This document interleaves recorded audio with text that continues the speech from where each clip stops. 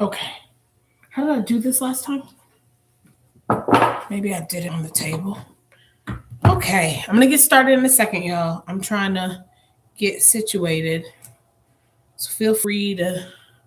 Oh, I don't know how I did this last time. I'm trying to have my book in frame, but we might have to not do that for this particular live for this one. I'll figure it out next time. Okay. But I definitely have it in frame for the other live, so that's good. Okay. Press go live. Left my water. Oh, it's all right. We're gonna get started. Hello, welcome in. Okay. So I'm waiting for my other live over here to get going. It is going. I need to change my the one thing about this live, I can't say it because the other social media, but the one thing about this one is it just forces you to jump into the live. You don't even get to like do a preview of yourself or anything. Anyway, hey Destiny, welcome in. Hey Hall Quest, welcome in. One Queen, welcome. Hello. Good afternoon. Thank you for being here on this side. Hello.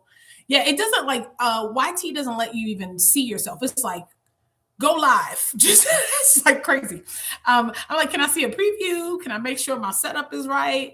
Anyway, and the stigma. Hello, welcome in. So today, y'all, what I'm wanting to talk about, I'm not going to be reading excerpts or anything from my book today. But if you find this alive helpful, know that this is a small taste of what my book provides. And yes, my book is still for all human beings of all identities, but it does have representation for the Black community to help fight stigma and also to help, serve a underserved population. But my readers are of all different backgrounds. So if you read reviews, you'll see that very quickly. And it's a mental health book. So it's universal mental health tools because we all have the same structures and parts to our brains. I just wanted to throw that out there really quick. Oh, I'm so glad you have it already. That's awesome. Well, thank you so much for allowing me to be a part of your healing and growth journey through my book. That's amazing. Hi, Dre. Welcome in. Welcome in. And there will be more. I am going to be working on other works as well. So there will be future books. I'm already technically working on them, but not actively right now to the point that I'm trying to publish anytime soon. But that will be happening sooner than later. Hello, welcome in, Mama Beth. Hello. Oh, thank you so much, Dre. I really appreciate that you added me to your resource list when you present. That means a lot. So thank you. Cecilian Spice, welcome in. Hello.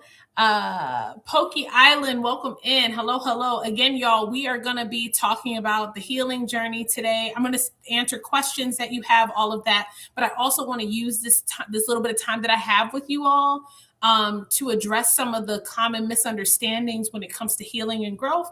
I think that'd be a great use for today's live, but you're also welcome to ask me any direct questions you have about healing and growth and recovering from trauma. Valerie, welcome in. Mustafa, welcome in. Paris, hello. Welcome. Lisa, welcome in. So I'm going to just get started. And then if you all have any questions, you just let me know, okay? So one of the things that is like at the forefront of my mind to talk about, and I actually did a TikTok video recently about this very topic. Oh, I need help with parentification. Oh, we can talk about that too. Parentification, yeah. One of the things that's at the forefront of my mind is the misunderstanding about what the healing journey looks like. So for a lot of people, because of childhood trauma, right, and growing up in a home where the way people reacted to your mistakes or your growth areas, right, because keep in mind, part of how we learn and grow is through trial and error, right? Is through trying to understand how to manage our human experiences, how to manage our emotions, thoughts, and behaviors. And the people around us, thank you for the gift, the people around us are supposed to be nurturing our development. And so what does that look like? Well, one, it looks like teaching alternative ways to respond to those internal experiences, doing that in a safe environment, right? So non-abusive, and also having realistic expectations of what change looks like, especially for a young child. But a lot of people didn't get that, right? A lot of people ended up having impossible expectations placed on them. And what I mean by that is there's certain things that we're just not able to do until our brain reaches a certain developmental age. So expecting a child, hi Savannah, expecting a child to be able to regulate their emotions when you, number one, aren't teaching them how to do that, right? Because abuse is not teaching a skill. It can suppress an emotion, but I mean, not emotion, sorry, it suppress a behavior, but it's not teaching anything, right? If I ask you what 2 + 2 is and you don't know the answer to that and I hit you, did I teach you how to do math?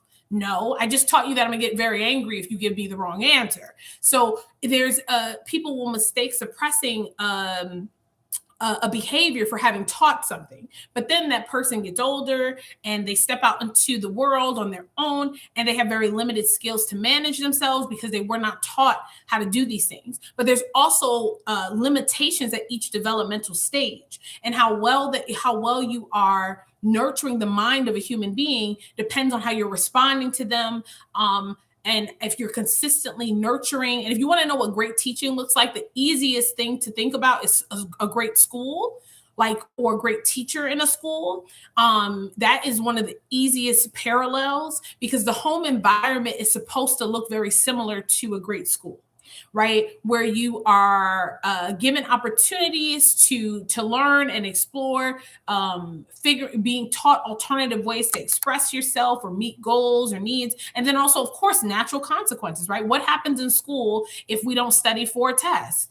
We typically don't do well on that test. That's an example of a natural consequence. There's no abuse involved, right? But the person gets to experience, right? Experience the natural outcomes to a choice that they made that increases self-awareness, that allows for them to, over time, think more critically about their decisions and start to make positive change in their life, right? So it takes time. Like, I can't express enough that, like, evolution of a person takes time, but a lot of people grew up. Hi, Shorty. Hello, you all. Welcome in.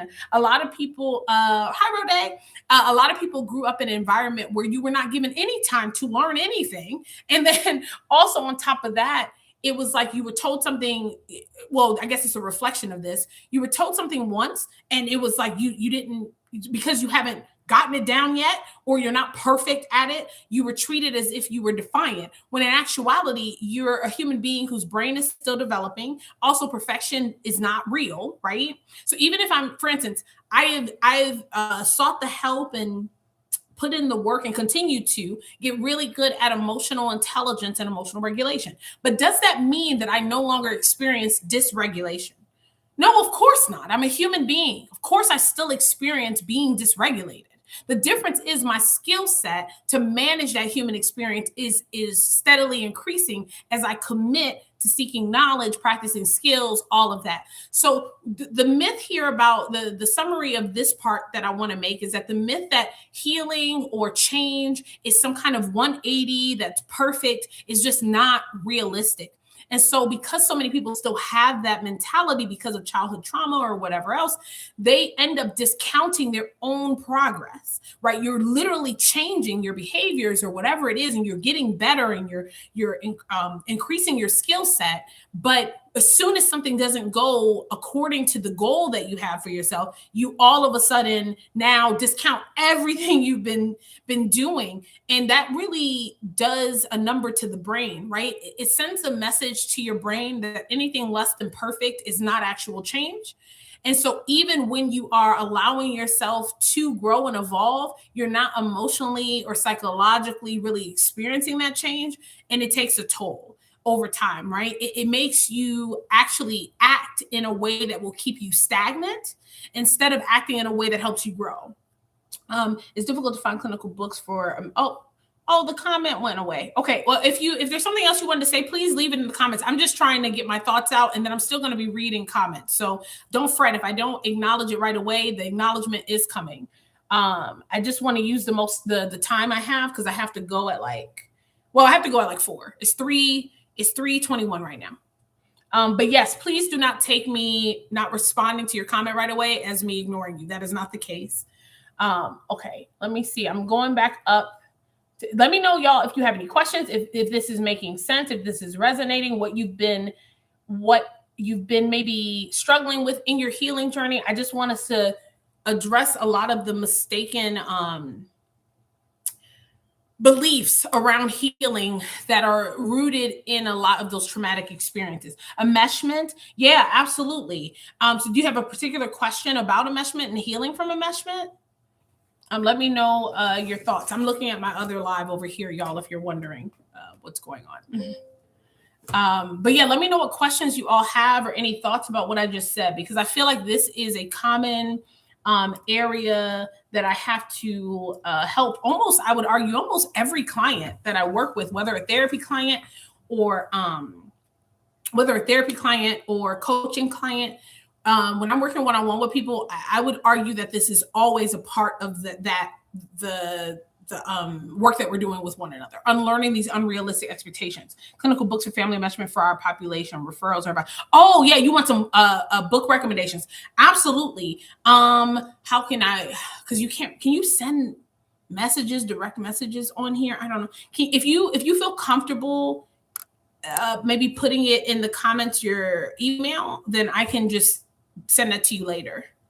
And then, okay, let's see. I see there's comments over here. I have grown and healed so much since I quit drinking. That's amazing. Yeah. So that also allows you to tap into your higher self and abilities more when we have a clear head.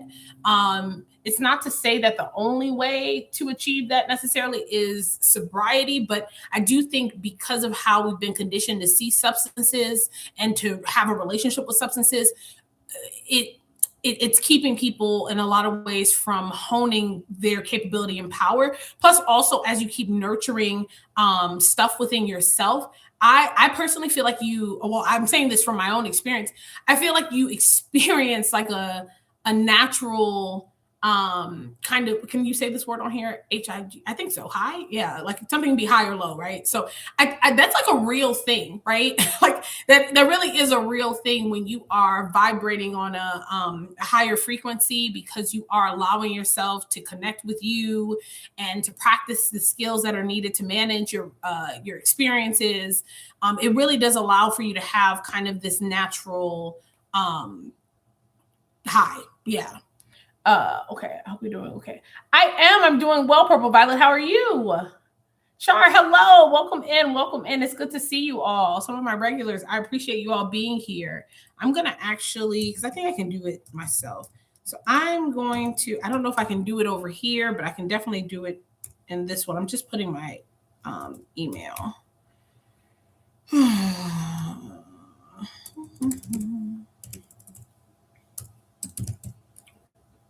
There we go. I think I can do that. Because I'm happy to send other book recommendations and things like that, especially for people who already have my book, which is a great resource for healing and growth. I break things down and teach you not only the human phenomenon, but like what to do, because what to do is so important. Like if you don't understand how to take that knowledge and apply it, nothing really changes. Oh, good. You can see that. Okay, great. Nothing really changes. Are you reading from the book today or doing Q&A? I'm doing Q&A because of time. So I'm not going to be reading unless you have like a particular request. I'm happy to read something. But yeah, my plan is just to do Q&A.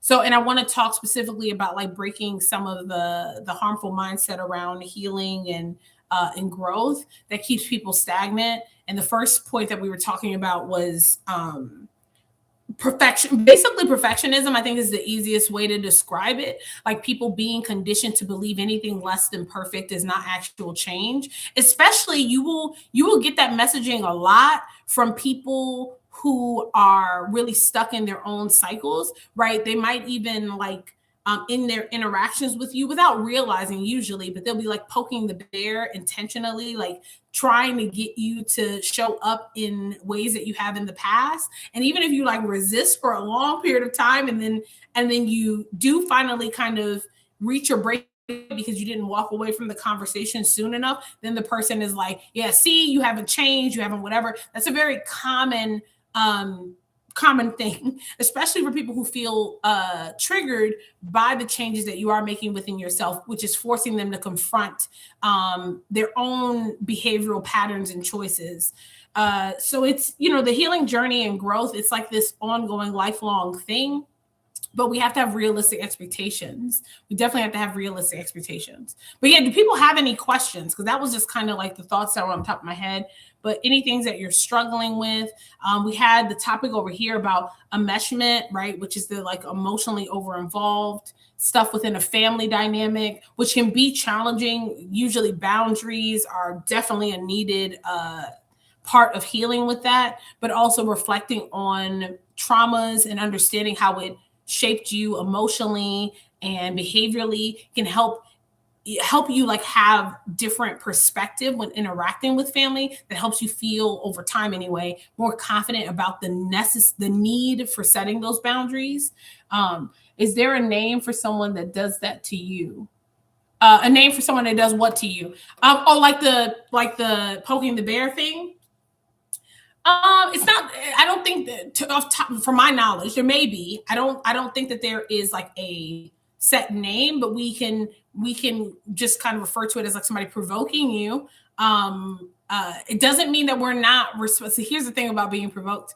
It doesn't mean that we're not responsible for our response. We're always accountable for how we choose to respond. Like even if somebody is provoking us, but we have to remember that there is a threshold in which we can stay kind of regulated. We have to have and practice discernment of knowing when we need to remove ourselves because we're becoming so dysregulated that we're not able to show up how we desire to and how we're capable of doing.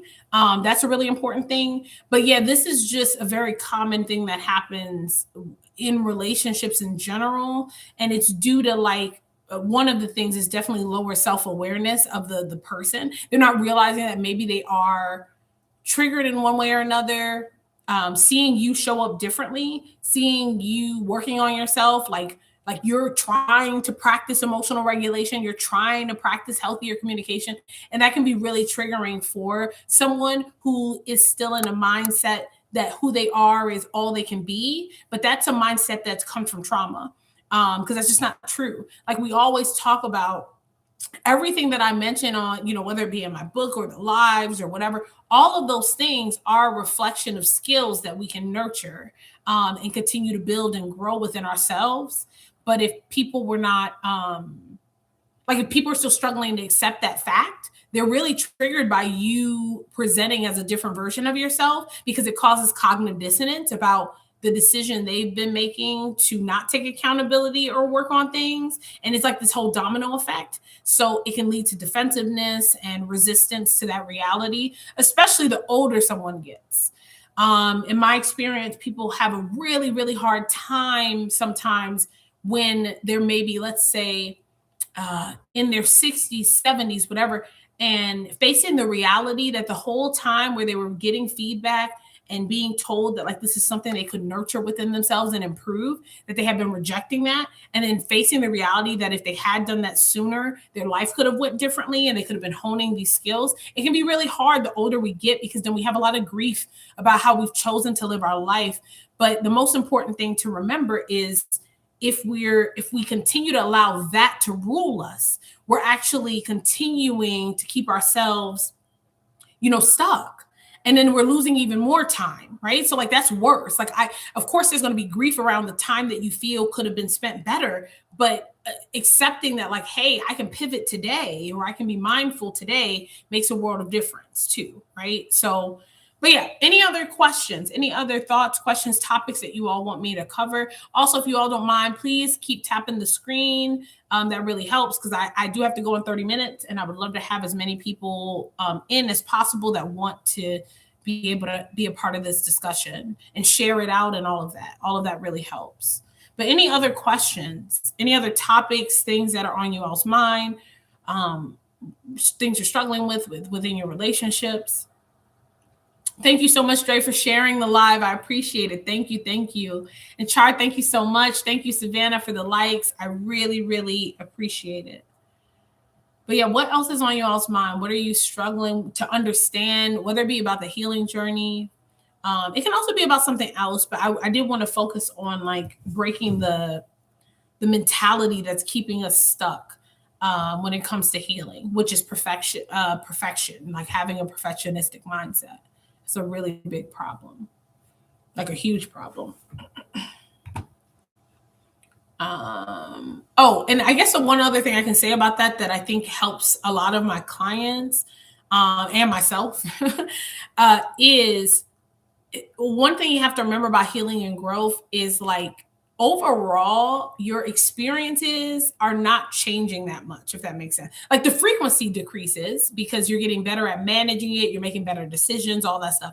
But human phenomena are going to still happen, right? You're still going to have hard days, you're still going to have to have difficult conversations, you're still going to have anxiety from time to time, you're still like those things are still going to happen. What you're trying to improve is your response, and that requires knowledge seeking, help seeking, and practicing skills, right? So that's what changes, right? People, the perfectionism happens too because people are like, man, I thought I was getting better, why do I feel so angry right now? It's like, well, you feel angry because you're human. Like there's no like cure to being a human being. You're not trying to get rid of your human experiences. You're trying to get better at managing them. That's the difference. That's like the whole point of what parenting is supposed to teach you, how to like regulate yourself, understand your own behaviors and thoughts and what to do when you're having certain experiences, because being a human is just being a human. So it comes with the good, the bad, and the ugly of it, right? Like, I mean, it's just what it is.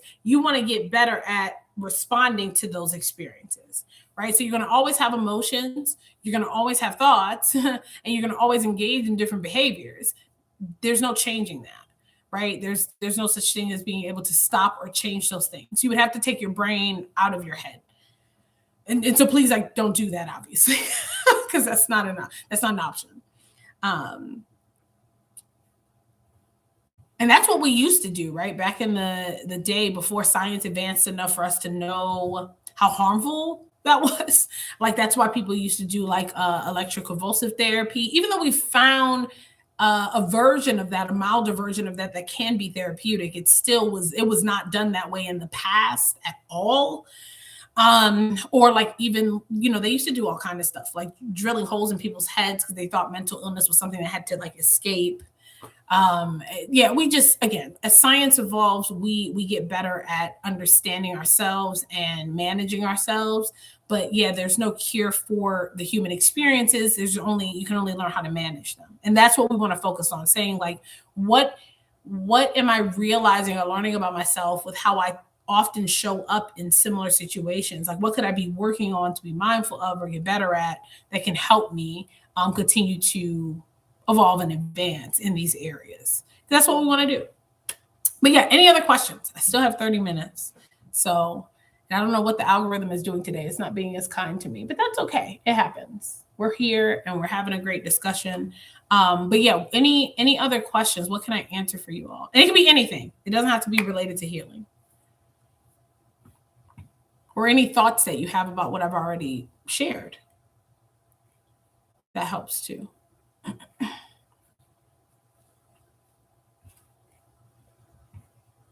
And I might also just think about what else feels relevant.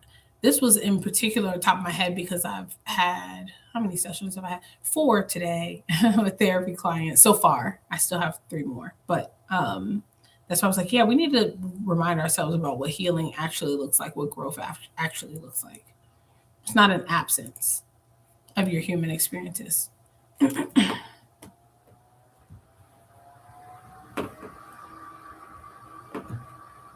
Any questions? I can also do some reading if that would be a better pivot.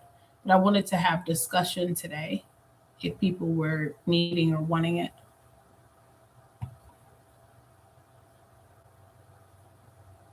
Thank y'all. I appreciate you for continuing to get the likes going. Let me see. I'm gonna bring. Thank you, Shorty. I'm gonna also see what other topics come to to mind. What else was I? Oh, okay. This is something we could talk about. That I was having a discussion with someone uh, yesterday via email. Thank you, Shorty. So this is related to personality disorder stuff, which is always a hot topic, right? One of the things that I always want everyone to try to keep in mind, and I get why it can be hard sometimes. Like I really do understand because the impact that interacting with certain people can have on you, right? It can make it hard at times to remember the importance of empathy. But empathy helps us see beyond the surface of what's happening in the moment and helps us dive deeper to understanding that like things are a reflection. I feel like I need to learn more. Yeah, for sure. We all do. We're here to learn, right? Like it's literally the whole point. But trauma has caused a lot of us to get off track from that because it wasn't safe to learn, right? But anyway, so with personality related stuff, we have to remember that those things develop in response to largely into from responses, through someone's childhood trauma and the impact that that had on their development. Right, we come into the world, our brain is not fully developed. Matter of fact, not fully developed until 25 to 30 years on average for people. And so, yes, that's a great point, Daniel. Absolutely. So, and this relates to what I'm talking about too right now, too, about personality disorder stuff, because there, especially with MPD, right, there's a resistance to doing that, the deep introspection that is often rooted in those traumatic experiences that modeled and encouraged to do something else, right? The defensiveness, the grandiosity of thinking about yourself, all of that. I want people to understand that, like, just like when we were really little and we wanted to understand or learn how to dress ourselves or brush our teeth or feed ourselves, right? How did we learn those things? The people around us modeled how to do that. We then mimicked what we were seeing. They also hopefully, right, took the time to explain things to you. They did so through repetition, consistency. They worked with you. They got creative, right? For instance, my 4-year-old son, he now can dress himself on his own for the most part correctly without any issue. But one of the things that my husband and I did, we worked with him to help figure out like what he was confused about. Shirts really confused him. And when we see it from his perspective, right, it makes sense why that would be confusing. You can't see it from the perspective of someone who's been dressing themselves for, over 30 years. It's not a fair comparison. So for him, it's like, how do I know which way this thing goes on, right? Like, I know the shirt goes over my head or whatever, but like, which way is the right way and all that? Like, how do I make sure that the parts I want to be on front or in front and the back is the back, right? So like that was what was tripping him up. Pants were a little easier to figure out because a lot of times pants, how do you explain this? Like pants, you just lay them on the floor with the tag face, like on the floor itself, and you can just slide your legs in. Shirts, you got to do the opposite, right? If you want the front of the shirt to be here, you have to lay it where the back is facing up, reach your hand in, then scrunch it, and then put it over your head. So we worked with, hi, Paris. And I'm going to read that comment in a second, the other comment. We realized this was really confusing him, figuring out like, how do you put this on correctly? And so you have to it takes a lot of consistency and teaching and getting creative, right? So we would walk him through the steps, teach him like what to do, what steps to go through in his mind. And because we broke it down, right, what feels so obvious to us because we've had 30 plus years to know how to put on a shirt, we don't have to think about it. For him, it's not that way. It's not. Like for him, he needs you to break it down in a very digestible, understandable way to like grasp, what am I doing here? How do I make sure this goes where it goes? And so through patience and repetition, he now has a system. He will look at the shirt front and back. He will lay it down so that the front is face down. It does still confuse him if the front of the shirt doesn't have like a design or anything, but he knows to like check for the tag to figure out which is the back. And then he will go through his little process. Eventually he won't need to do that, right? Like eventually he will just be able to put a shirt on the way we put a shirt, the way we all put a shirt on. We don't have to go through these like steps. But because a lot of people were not given that level of patience and chance to like understand and grow in your abilities, and there in some cases there was just abuse that was, you put your clothes on wrong and somebody hit you or cursed at you or yelled at you or whatever, so you didn't get an opportunity to really learn in a safe way. And so, in some extreme cases, that can end up leading to things like personality disorders. It doesn't always, of course, and these things are misused and overused right now. People, there it's like narcissistic personality disorder is like a buzz term, and people throw it around a lot. But one of the things that I was talking to this person about, is, I guess you can say colleague, that we were having a conversation, was they were saying, like a narcissist is stuck in, hi, Papa, welcome in. Definitely overused. Yeah, it is. It is. But they were saying, like, yeah, a narcissist is like stuck in the terrible twos in terms of their processing and way of thinking. And it's not that that's wrong. One, I don't like the term. They said terrible twos, not me. I don't like the term at all. It's not helping us. It's not helping us evolve and advance. And no shade to anyone who uses it. I don't mean any harm by saying that. But from my perspective as a psychologist, when we label things that way, it can do some interesting things to our psyche. It pulls us away from meeting a 2-year-old with the level of understanding and compassion that they need, about them genuinely being innocent little humans trying to do the best that they can. Right, like genuinely, that's what's really happening. So when we're like, oh, this 2-year-old is just trying to make my life so hard or difficult, we're at a higher risk of not responding to them in a way that's going to actually tend to their needs so that they can develop and evolve and learn. So like, imagine if you had a teacher and the first day they're like calling you terrible. Like, do you expect that you're going to have the best learning experience there? Do you think that teacher is going to have a higher or lower chance of showing up with compassion and realistic expectations of your growth, or no, right? So we just got to be careful about labels, and because nobody, well, I won't say no one, but most people are not intentionally doing this.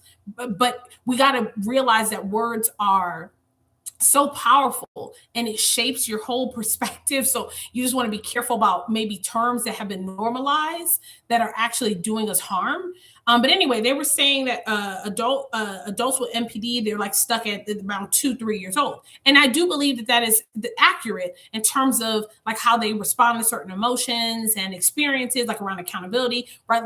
Like if you've ever been around a 2 or 3-year-old, they sometimes have a really hard time with accountability, even if you are responding to them in a healthy way and all of that. And that's just a part of the developmental stages. But I took it a step further in the conversation and said, I don't think that that's actually fair, though, like left saying it that way, because 2-3-year-olds actually really genuinely desire to learn. So they crave it. Sure, if they're dysregulated, that's not going to be a good time to teach, because no one learns when dysregulated very well. But the difference between like a 2, 3, 4-year-old is that once you help them regulate, you can explain things to them. You can teach alternative things. You can help them see the situation differently. Once you calm their nervous system, they're usually pretty eager to learn once they've had a moment to cool down or whatever. That's not the case for an adult with NPD, because yes, they got stunted at 2-3 years old in certain ways, mentally and emotionally. But on top of that, the trauma like exacerbated those developmental qualities and turned it into something worse. Right? It's not the same as what a 2-3-year-old does. It's a worse version of it, right? Because there's these defenses that they were taught, right? To reject accountability, even when you are accountable, to attack people if they're trying to like help you self-reflect. That's not something that a 2-3-year-old does, right? Necessarily, like that's something that is taught out of the trauma itself. So it's a more severe version of what we see at 2-3 years old, because it's been compounded by these traumatic experiences. And if this person is 30, 40, 50 years old, it's been decades of that. So that was the point I kind of brought up of like, I think it's very helpful for us to see the parallels and connection to development. Absolutely. But we also can't neglect to see how like trauma has worsened these things. Right. It's a more extreme version. And that's why it's a harder fight. It's a more challenging thing to get somebody with NPD to self-reflect than it is a 2-3-year-old. It's actually not that hard for the vast, like in the vast majority of cases for 2-3-year-olds, unless there's something going on with brain development, which is like extremely rare and like not really a thing very often, that's like preventing that. But usually it's just like having patience and realistic expectations, right? Of like, it's going to take time for the child to learn. But yeah, so that was just a point about NPD that kind of came up. And then I want to catch up with this. It puts on realistic expectation on a 2-year-old. Absolutely, Paris. Yes, it does. Yes, it's stigma. Yeah, the whole terrible tooth is creating stigma around the developmental stages, which then makes parenting harder too, right? Because your subconscious beliefs about your child do not match development, right? So then you're more stressed because it's hard to, if you're telling yourself something's wrong with my child because of what they're doing, instead of the inner dialogue being, this is a normal part of human development and I have to teach them, right? Who's going to have more distress as a parent? The parent who's thinking this is a reflection of defiance or something being wrong with their child is going to have a harder time, very obviously so, because of that subconscious belief. So this is why we want to normalize the stages of human development, and it does start by us not labeling them as like terrible. Like you can say like it's difficult. Yeah, it's difficult to be frustrating. A dysregulated human, it can be challenging, but word choice really does matter. And then also am I able to pin this? Hopefully. Yeah. You all do me a favor and give my friend there a follow. She is amazing. She is doing a lot of different things in Chicagoland, but also outside of Chicagoland to help with also mental health stigma and also the legacy of her family and her grandfather through using ice cream trucks and other things and having events. So definitely, and she has a book. That's why it says book sis there. But yeah, amazing human being. Doc, why would a person treat a beautiful person wrong? Paris, that is what do you mean by beautiful person? Do you mean aesthetically, like stereotypical like physical beauty, or do you mean inside? I'm assuming you mean inside. But I just wanted to clarify, because you might mean like physical beauty, because that's an interesting and valid enough question too. But do you mean like somebody who treats them well? Why would they mistreat somebody who treats them well?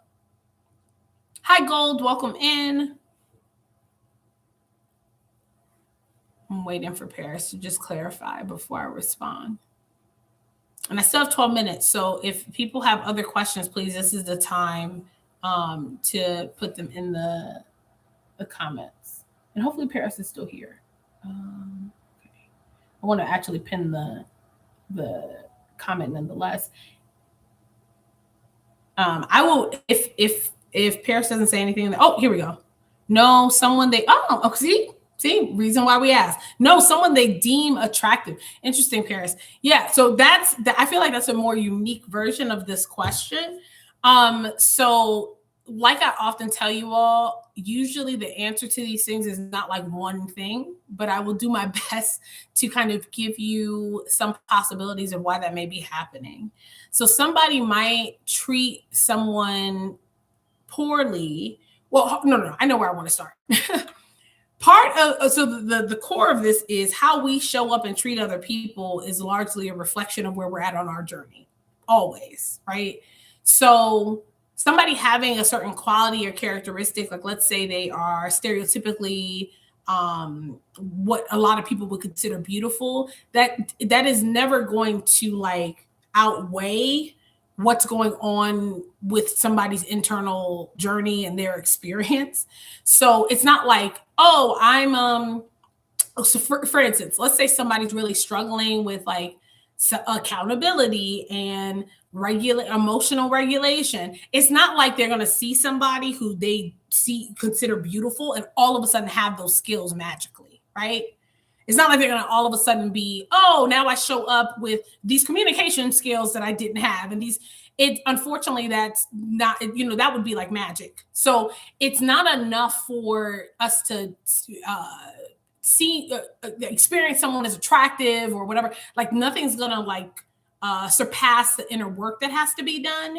But another reason why that could happen, or if you're saying like, is there a higher likelihood of somebody maybe mistreating someone they find to be attractive? Sometimes that happens out of their own insecurities too. So jealousy and envy, they get a bad rap as emotions, but you all know that I often talk about how emotions are in general, like there's no such thing as a bad emotion. There are challenging emotions. There are emotions that can feel very heavy and intense, but they all serve a purpose. They're all communicating things. So it's not like they're bad.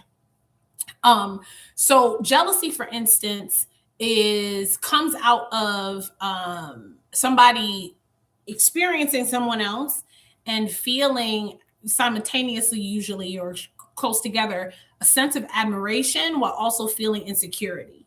It's like the two of those emotions had a baby, and then that's where we're having jealousy, because you admire something about that person, right? Maybe you really admire how that person owns their beauty. Maybe you're like, wow, this person uses clothes to self-express, and they put effort into their appearance or whatever it is, right? So you might actually there be a part of you that admires that, because you're like, maybe I'm still trying to find my kind of self-expression and my style and what works for me or whatever. So you might admire that. But then on the other side, it's bringing up feelings of insecurity, right? Because you're like, well, it's reminding me of stuff that I desire for myself, but I don't feel quite there yet. And so if we're not kind of willing to regulate and acknowledge jealousy when it happens, if we've been taught to be defensive about the possibility of it, it can cause us to then project and take it out on that other person, even if they did nothing to you.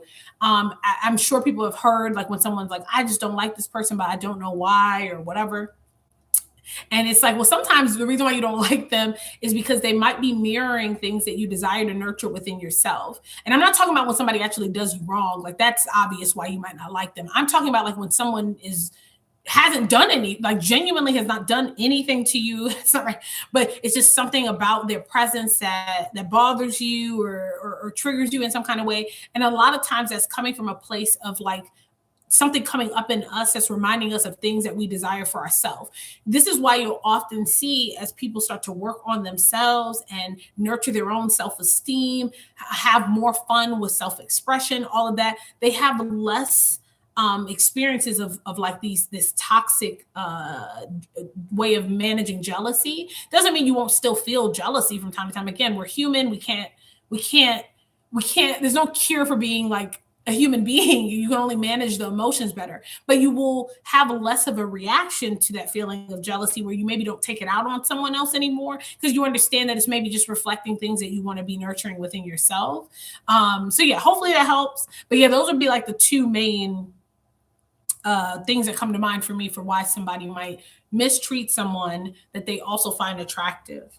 But yeah, remember, our behaviors are a reflection of where we're at on our journey, though, right? Because and this is like the last thing I guess I'll leave you all with before I leave. Yeah, you're welcome. So like, think about it this way. What's the difference between person A who's feeling anger and person B who's experiencing anger? Same emotion, right? And let's just say they're experiencing the emotion to the same intensity. Let's say there was a way to measure and be sure of that. Let's say, like, yes, they are feeling the same emotion, the same intensity. What's going to make the difference about how that person shows up in the world?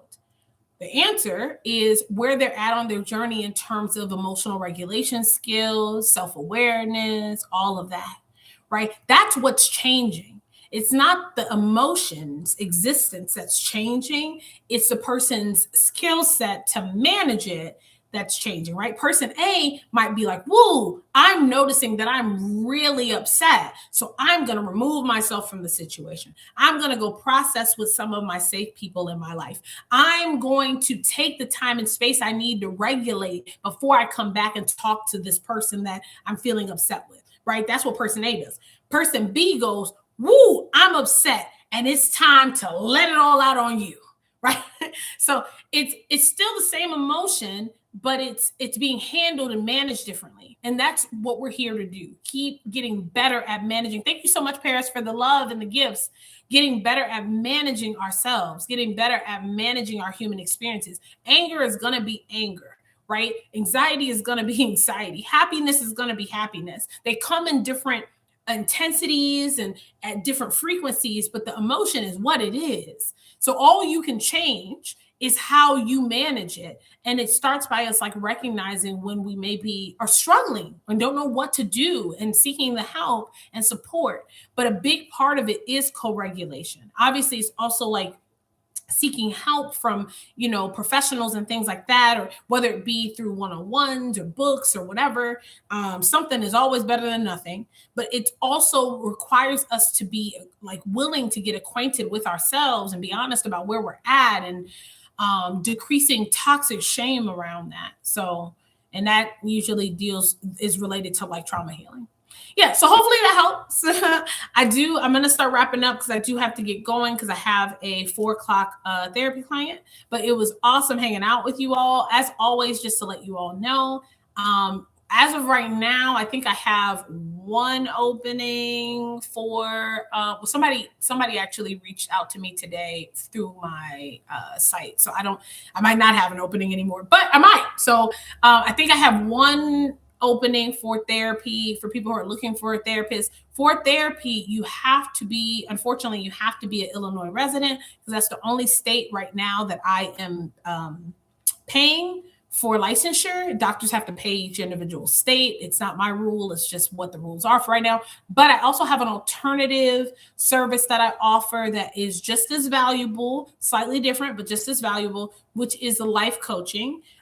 Which is me helping you in real time get over whatever emotional and mental hurdles are getting in the way of you reaching whatever life goals you have for yourself, whether that be relationship-wise, career-wise. It also is skill-based. I teach emotional regulation skills, emotional intelligence skills in a one-on-one setting. I'm also thinking about constructing some kind of like group soon, where I maybe do like an 8-week group or something like that, where we meet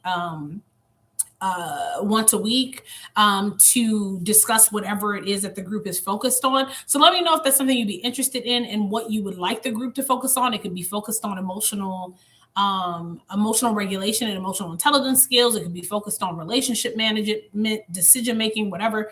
But yeah, so life coaching is another service that I do offer. Everything is on my page here for the people on TikTok. Everything is on my page. If you just go to my TikTok page, above my videos and below my profile picture, you'll see something. That's where you go. That's the best I can say. So hopefully you understand. You can also send me a DM if you have questions about how to connect with me or where to go if you want to work with me. And then for people over here on the other live, I can actually write it in the chat. So I will do that. This is where you go, so that people later can also see it, and everything that you would need to like connect with me, whether you want to do life coaching, therapy, something else. And if you're interested in maybe a skills-based group, because I do plan on doing that, like I said. And is there anything else I wanted to say? Oh, and you can also find all the information about my book as well. Yeah, but send me a DM if anybody on TikTok is confused about what I'm saying, because I understand that it's like confusing because I can only say so much with TikTok. But yeah, thank y'all for being here. Remember to move through the world with empathy and curiosity, and continue and figure out who you are authentically outside of the conditioning. We have to wake up to the impact that trauma's had and really actively work on breaking the hold that it has had. And remember, that's going to require managing ourselves differently, right? Like that's what you're focusing on, improving your skill set. And that comes from knowledge and seeking the right help from the right people. But yeah, thank y'all for being here. Love you all. And I will see you again soon. I might get on again tomorrow at 3 p.m. CST. We'll see how the day goes tomorrow. But either way, I am happy that I got to be here with you all today. So I'm going to turn off here first. There we go. And then turn off here. Bye. Thank you so much for being here. I really appreciate it. I hope you have a wonderful rest of your day. And I will get those book recommendations over to you, as well as if I can find any particular referrals that you're needing, that you're looking for too. Also, if you're still here, real quick, can you let me know what state you're in? Because that matters for the like referrals. Because you maybe want to work with someone on those things. Virginia, okay, thank you so much. Let me write that down. Are you in therapy or anything right now? Are you open to that as a I need referrals as a counselor? Okay. I need referrals. Yes, I mean. Oh, good. Okay, great. So wait, so you're wanting referrals and resources to help your clients. Just want to make sure I'm understanding that.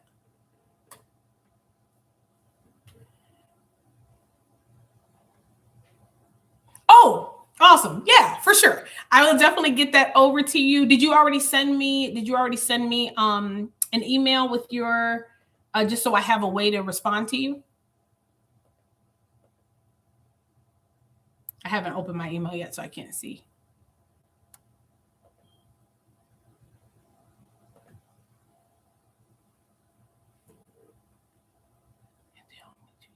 Okay, great. Wonderful. I should be able to do that today, but at the latest, I will get back to you by tomorrow. Okay. So I'll send you some book recommendations and anything else I can think of to help you, to help clients. I think that's awesome that you're seeking resources, not only for yourself, but also for the people you work with. There's so many great resources out there.